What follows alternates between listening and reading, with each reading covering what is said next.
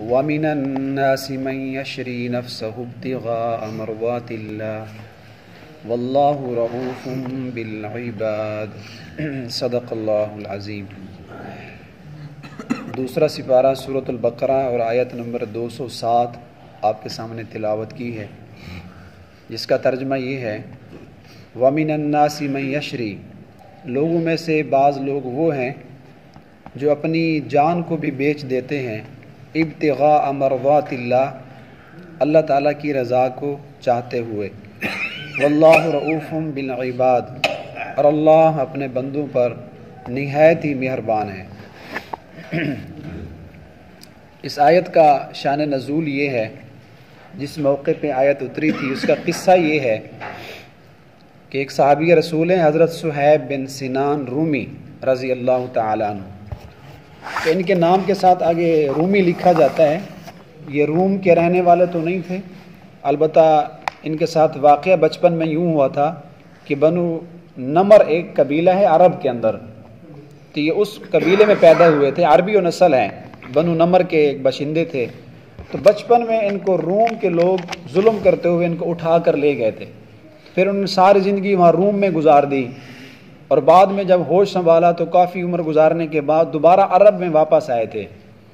تو اس لیے ان کو رومی کہا جاتا ہے، ورنہ یہ روم میں پیدا نہیں ہوئے ہیں، عربی ہی۔ رومی اس لیے کہتے ہیں کہ ان کو رومی اٹھا کر لے گئے تھے۔ بہرحال بڑے خوبصورت چہرے والے انسان تھے، بڑے حسین جمیل تھے، اور بڑے غضب کے تیر انداز تھے۔ ان کے بارے میں لکھا ہے کہ کبھی ان کا کوئی تیر نشانے کے بغیر نہیں گیا، جب بھی کسی کو تیر مارا تو موقع پہ جا کے لگا۔ تو ان کے بارے میں لکھا ہے کہ جب حضور علیہ الصلوۃ والسلام مکہ سے ہجرت کر کے مدینہ چلے گئے، اور سیدنا صدیق اکبر حضرت فاروق اعظم رضی اللہ تعالیٰ عنہما وہ بھی تشریف لے گئے، تو اب یہ پیچھے اکیلے رہ گئے تھے۔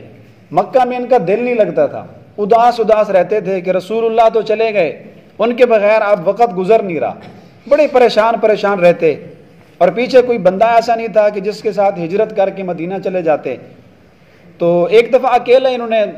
رخت سفر باندھا اور سفر کے لیے تیار ہو گئے۔ تو جب راستے میں گئے تھے، مکہ سے کچھ دور ہوئے، تو پیچھے سے کفار کی، مشرکین کی ایک جماعت آئی، انہوں نے آپ کا راستہ روکنے کی کوشش کی۔ تو یہ سامنے ایک ٹیلہ تھا اور اس ٹیلے پہ چڑھ گئے، اور انہوں نے بھی اپنی کمان سنبھال لی اور ان کفار کی جماعت کو للکارا۔ اکیلا صحابی ہے، وہ بڑی تعداد میں آئے تھے، وہ سنبھل کر آئے تھے، تو انہوں نے ٹیلے کے اوپر چڑھ کے ان کو آواز لگائی کہ جانتے ہو میں کون ہوں، میرا نام صہیب رومی ہے، اور میرا کبھی تیر بغیر نشانے کے نہیں گیا، تو یہ میری ترکش ہے، اور ترکش سے ایک تیر نکالا اور کہا ان تیروں سے آپ کی لاشیں یہاں گر جائیں گی، آپ مجھے روک نہیں سکتے، میں رسول اللہ کی محبت اور ان کے عشق میں جا رہا ہوں، جو چیز درمیان میں رکاوٹ بنے گی اس کو ختم کر دوں گا، اور اگر یہ تیر ختم ہو گئے تو پھر تلوار نکال کر لہراتے ہوئے دکھایا کہ پھر یہ میری تلوار ہوگی، اور ان تلواروں سے تمہاری لاشوں کے ٹکڑے کروں گا۔ ہاں اگر تم مال چاہتے ہو اور تم میرے مال کی وجہ سے میرا راستہ روکنا چاہتے ہو، تو میرا مال مکے میں فلاں جگہ پہ دفن ہوا پڑا ہے، فلاں جگہ پہ میں بتلاتا ہوں، وہاں جا کے مال اٹھا لو۔ اور بعض رات نے یوں لکھا ہے کہ جب یہ وہاں سے روانہ ہونے لگے تو مکہ میں ایک آدمی تھا، اس نے ان کے پیسے دینے تھے، ان کا وہ مقروض تھا، تو اس نے دیکھا بھی اب باقی تو سارے چلے گئے، صدیق اکبر بھی چلے گئے، حضرت عمر بھی چلے گئے، ہے تو یہ صہیب، اب یہ پتہ نہیں بعد میں واپس آ جائے گا تو مجھ سے قرضہ مانگے گا۔ تو اس نے ایسا کیا کہ وہاں جو نوجوان تھے ان لوگوں کو اکسایا، ان کو کہا دیکھو بھی پہلے بھی تمہاری ناک نہیں بچی،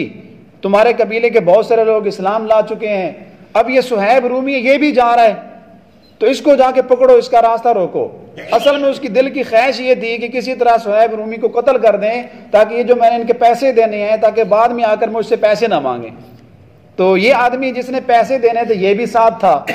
تو صہیب رومی نے جب اس کو دیکھا کہ یہ بھی اس راستے میں روکنے والوں میں شامل تھا، تو اس کو جا کر کہا کہ بھی اگر آپ قرضے کی وجہ سے آئے ہو تو میں تجھے قرضہ معاف کر دیتا ہوں۔ تو اس نے کہا میرا مقصد بھی یہی تھا کہ صرف آپ مجھے قرضہ معاف کر دیں، اگر آپ قرضہ معاف کرتے ہو تو میں آپ کو چھوڑ دیتا ہوں۔ تو انہوں نے ایک تو اس کا قرضہ معاف کر دیا، دوسرا جو آپ کا مکے کے اندر مال پڑا تھا کثیر تعداد میں دفن ہوا پڑا تھا، آپ نے ان کو بتلا دیا۔ تو جب یہ پھر حضور علیہ السلام کے پاس مدینہ میں پہنچے تو حضرت جبرائیل علیہ السلام پہلے وحی لا چکے تھے، یہ آیت پہلے اتر چکی تھی، وَمِنَ النَّاسِ مَن يَشْرِي نَفْسَهُ ابْتِغَاءَ مَرْضَاتِ اللَّهِ۔ تو حضور علیہ السلام نے صہیب رومی کا استقبال کیا اور آپ کو دیکھتے ہوئے فوراً فرمایا کہ رابح البیع یا ابا یحییٰ، 2 مرتبہ فرمایا رابح البیع ابا یحییٰ، ابو یحییٰ تو جو وپار کر کے آیا ہے نا، یہ جو تو سودا کر کے آیا ہے نا، یہ بڑا نفع مند سودا ہے۔ اللہ نے تیرے بارے قرآن کی آیت بھیج دی ہے، یہ مال سال تو کچھ بھی نہیں ہے، کافروں کو تو اگر سب کچھ دے کے آ گیا تو یہ تو کچھ بھی نہیں ہے۔ قیامت تک کے لیے صہیب رومی کی رضی اللہ تعالیٰ عنہ کی تعریف یہ قرآن بیان کر رہا ہے، آج ہم بھی اس کو پڑھ رہے ہیں، وَمِنَ النَّاسِ مَن يَشْرِي نَفْسَهُ ابْتِغَاءَ۔ قرآن کہتا ہے بعض اللہ والے تو ایسے لوگ ہوتے ہیں کہ جو اللہ کی رضا کو چاہنے کے لیے اپنا مال سال ان کے لیے کچھ بھی نہیں ہے، وہ سب کچھ اللہ کے راستے میں دے دیتے ہیں، حتیٰ کہ نفسہ اللہ کی رضا چاہنے کے لیے تو اپنی جان کو بھی، جان کے نذرانہ بھی پیش کر دیتے ہیں۔ تو وہ کون ایسے خوش نصیب آدمی ہیں جن کے بارے میں قرآن کہہ رہا ہے کہ بعض لوگ وہ ہیں جو اپنی جان کو بھی بیچ دیتے ہیں۔ سیدنا صہیب بن سنان رومی رضی اللہ تعالیٰ عنہ، آگے اللہ نے فرمایا واللہ رؤوف بالعباد، کہ اللہ تو اپنے بندوں پر بڑا مہربان ہے۔ ایسا نہیں ہے کہ ایک آدمی اپنی جان، اپنا مال، اپنا سب کچھ دین پہ لگا لے اور پھر اللہ اس پر مہربان نہ ہو، یہ نہیں ہو سکتا۔ واللہ رؤوف بالعباد، اگر سیدنا صہیب رومی رضی اللہ تعالیٰ عنہ نے اپنی جان کا، مال کا نذرانہ پیش کیا تو اللہ کتنا مہربان ہے، اللہ نے اس کے لیے جبرائیل کو بھیج کر قرآن کی آیت دے دی۔ اور بعض حضرات کہتے ہیں کہ ان کا قصہ یوں ہے کہ جب یہ وہاں سے روانہ ہو رہے تھے مکہ سے، تو اسی وقت ان کو کافروں نے پکڑ لیا، جانے نہیں دیا کہ ہم آپ کو نہیں جانے دیتے۔ پہلے بھی بہت سارے ہمارے قبیلے کے لوگ مسلمان ہو چکے ہیں، تو آپ جب ہمارے پاس آئے تھے تو آپ کے پاس کچھ بھی نہیں تھا، ہماری وجہ سے آپ کو مال ملا، قریش کہنے لگے، ہماری وجہ سے آپ کو عزت ملی، اب آپ جا کے اسلام کے لیے جا رہے ہو، تو اسلام میں جاؤ گے تو پھر مسلمانوں کا سر بلند ہوگا۔ تو انہوں نے کہا اگر تم مجھے مال کا تانا دیتے ہو کہ ہماری وجہ سے مال ملا ہے تو یہ پڑا ہے مال، اٹھاؤ اس مال کو اور میں جا رہا ہوں۔ اور بعض حضرات نے یہ کہا کہ یہ آیت جو ہے مفہوم کے اعتبار سے عام ہے،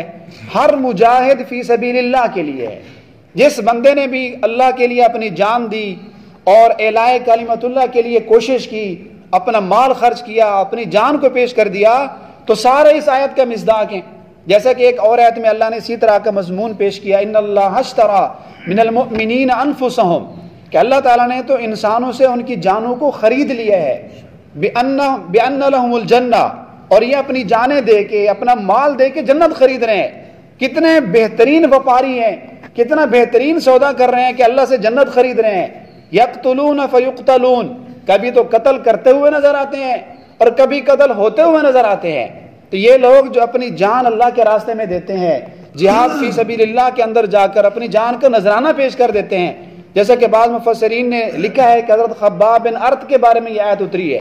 کہ جب ان کو سولی پہ لٹکا دیا گیا تو حضور علیہ الصلوۃ والسلام نے اعلان کیا تھا کہ کون ایسا بندہ ہے کہ جو جا کر خباب کو زندہ واپس لائے اور میں اس کے لیے جنت کا اعلان کرتا ہوں۔ حضرت زبیر رضی اللہ عنہ کھڑے ہوئے، انہوں نے کہا یا رسول اللہ میں لے کے آتا ہوں۔ تو بہت سارے اقوال ہیں مفسرین کے اس آیت کے بارے میں، اور زیادہ غالب اور راجح یہ ہے کہ صہیب رومی کے بارے میں آیت گزری۔ بہرحال مفہوم کے اعتبار سے یہ آیت عام ہے، جو کوئی بندہ بھی اپنی جان، اپنا مال، اپنی کوئی بھی چیز اللہ کے راستے میں لگاتا ہے اور اللہ کی رضا کو چاہتا ہے تو اللہ اس کو دنیا اور آخرت میں عزت دیتا ہے۔ واللہ رؤوف بالعباد، اللہ اس پر بڑا مہربان ہو جاتا ہے۔ اب دیکھیے قرآن مجید کا ایک عام اسلوب ہے، بلکہ بہترین اسلوب ہے کہ قرآن مجید کریکٹر کنٹراسٹ کو بیان کرتا ہے۔ اگر پہلے ایک پسندیدہ کردار کو بیان کیا تو اس کے فوراً بعد ناپسندیدہ کردار کو بیان کرتا ہے۔ اگر پہلے جنت کا تذکرہ کیا تو اس کے فوراً بعد جہنم کی بھی تذکرہ کرتے ہیں۔ اب گزشتہ کل کے درس میں آپ نے سنا کہ ایک فسادی اور منافق کے بارے میں اللہ پاک نے اس کی مثال دی، اور اس سے پہلے اللہ پاک نے فرمایا لوگوں کی 2 قسمیں ہیں۔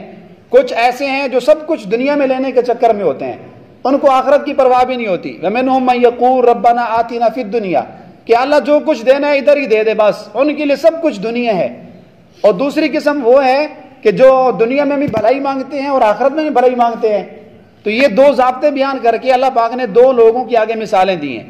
2 کردار ہمارے سامنے بیان کیے کہ دیکھو کل کے سبق میں ہم نے پڑھا تھا کہ ایک فسادی منافق تھا، اس کا نام آپ کو یاد ہوگا، کل بتلایا تھا، الد الخصام، جس کو قرآن کہتا ہے سب سے بڑا جھگڑالو ہے، اس کو بیان کرنے کے بعد اب قرآن مجید ایک پسندیدہ کردار والے شخصیت کو سامنے لائے کہ تم نے ایک جھگڑالو کو بھی دیکھا کہ جو جا کر جانوروں کو ہلاک کر دیتا ہے اور جو جا کر فصلیں اجاڑ دیتا ہے، اور ایک وہ آدمی ہے جو سب کچھ اللہ کے راستے پہ قربان کر رہا ہے اور اپنا مال جان اولاد قبیلہ چھوڑ کے جا رہا ہے۔ تو اے مسلمانوں دیکھو کہ ہم تمہیں شیشہ دکھا رہے ہیں، ہم تمہیں یہ 2 سیمپل دے رہے ہیں، ہم تمہیں یہ 2 آدمیوں کا کردار پیش کر رہے ہیں۔ اب سوچنا تم نے ہے کہ اس فسادی کے پیچھے چلنا ہے یا صہیب رومی کو فالو کرنا ہے۔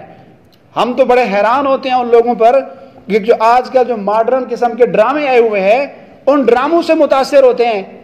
ارطغرل غازی صہیب رومی کے مقابلے میں کیا چیز ہے؟ لوگ اس سے متاثر ہو کر اپنے بچوں کے نام رکھے جا رہے ہیں، اپنی دکانوں کے نام رکھے جا رہے ہیں، ہم ان سے بڑے متاثر ہیں۔ ہمیں نہیں معلوم واللہ عالم اس میں کیا چیز ہے، ہم اس کا انکار بھی نہیں کرتے، لیکن بعض علماء نے یہ لکھا ہے کہ اس میں عورتوں کی تصاویر بھی ہوتی ہیں۔ بہرحال ہمیں اگر متاثر ہونا ہے، اگر ہم نے امپریس ہونا ہے تو حضرت صہیب رومی سے ہونا ہے۔ صحابہ کرام سب سے بڑی شخصیات ہیں کہ جن کو دیکھ کر انسان متاثر ہو اور ان کے سامنے جھک جائے اور ان کو فالو کرے کہ میں نے فلاں صحابی کی طرح بننا ہے، اور جس کا ذکر قرآن میں آ جائے، جس کے بارے میں قرآن کی آیت ہو، انسان اس کو کیوں نہ فالو کرے۔ وَمِنَ النَّاسِ مَن يَشْرِي نَفْسَهُ ابْتِغَاءَ۔ تو صحابہ کرام ہمارے لیے بہترین آئیڈیل ہے، بہترین ہمارے لیے نمونہ ہے کہ جب اللہ کے دین کی بات آ جائے تو اپنا وقت دینے کے لیے بخل نہ کرو، اپنا مال دینے کی اگر باری آ جائے تو بخل نہ کرو، اگر جان تک بھی تمہیں دینی پڑ جائے تو یہ تو قابل فخر بات ہے۔ اللہ تعالیٰ اس کے لیے اعلان فرما رہے ہیں واللہ رؤوف بالعباد، کہ تم جان مال سب کچھ دے کر تو دیکھو اللہ تمہارے اوپر کتنا مہربان ہوتا ہے۔ اللہ تبارک و تعالیٰ سے دعا ہے کہ اللہ ہمیں بھی حضرات صحابہ کرام کے نقش قدم پر چلنے کی توفیق عطا فرمائے۔